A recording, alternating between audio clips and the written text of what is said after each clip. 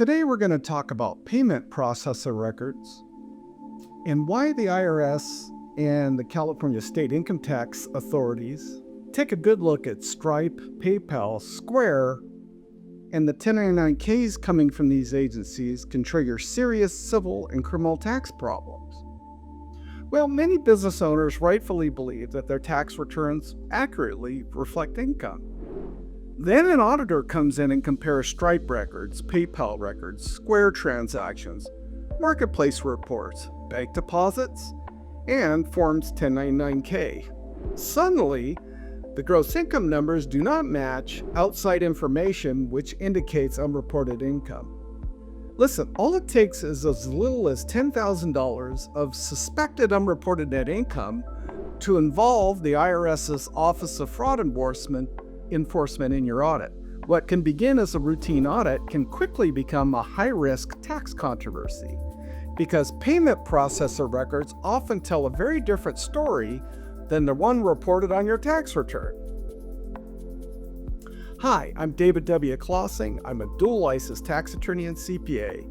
And for more than 25 years now, I've represented taxpayers that are facing IRS, Franchise Tax Board, California CDTFA audits.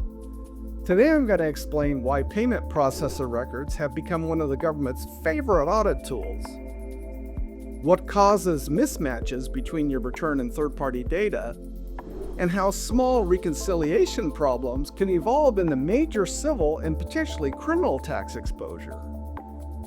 So, why do auditors love payment processor data?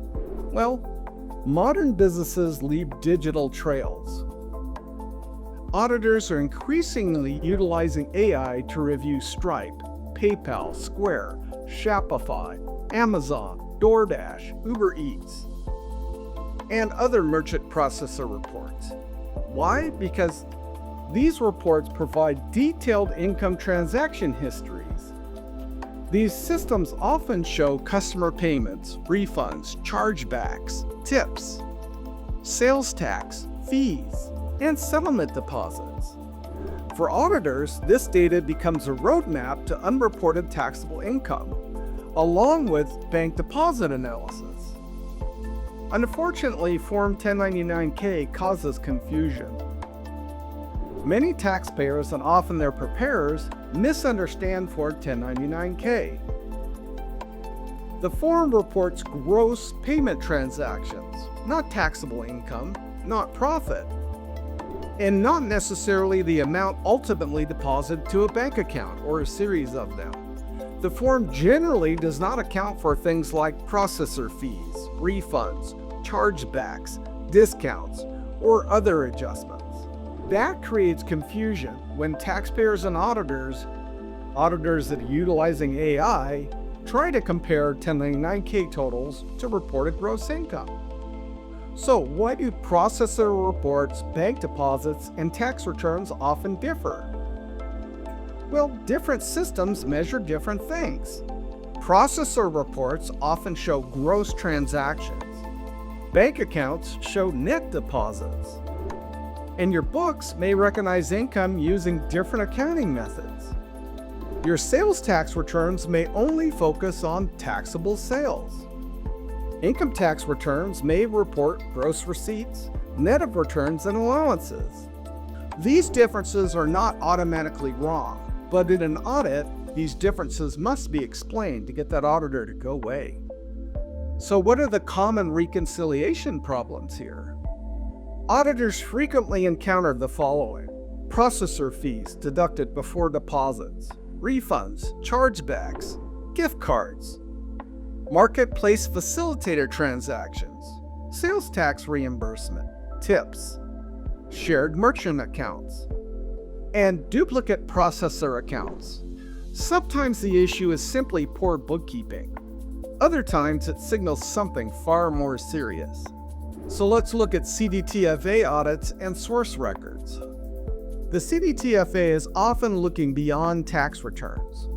The agency demands source records, transaction level detail, point of sale exports, settlement reports, sales tax settings, discount histories, refund records, and cash sales information.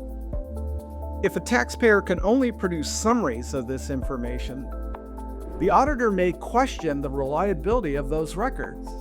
And once that happens, they're going to resort to indirect audit methods, which are often not accurate, and guess who they favor. So when does a mismatch between the third-party data and your tax returns become a criminal tax problem? Well, the most dangerous mistake is trying to force the numbers to match third-party data. Some taxpayers come in and delete processor accounts, alter exports, create false chargebacks, hide secondary merchant accounts, or reclassify business receipts as personal transfers. At that point, the issue stops being about reconciliation and differences, and it starts looking like concealment. That is where criminal tax exposure begins. So how do we defend these type of cases? Well, at our firm, we begin with reconciliation. We compare processor records, bank deposits, books, sales tax filing, and income tax returns. We're going to try and determine where the discrepancies originated. The objective here is simple: build a defensible reconciliation based on evidence, not assumptions, because a credible explanation can often stop an audit from escalating. So in closing, if your Stripe, PayPal, Square, Marketplace, or merchant processor records do not match your tax returns, first of all, don't assume that the discrepancy will not go unnoticed.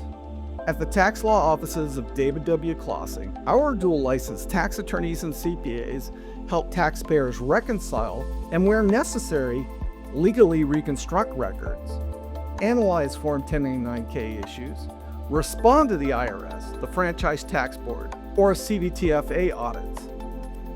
We develop strategies designed to reduce civil and criminal tax exposure. Call 1-800-681-1295 or visit klasing-associates.com to schedule a confidential, reduced-rate initial consultation today. Because in modern audits, your payment processor records may tell the government more than you realize.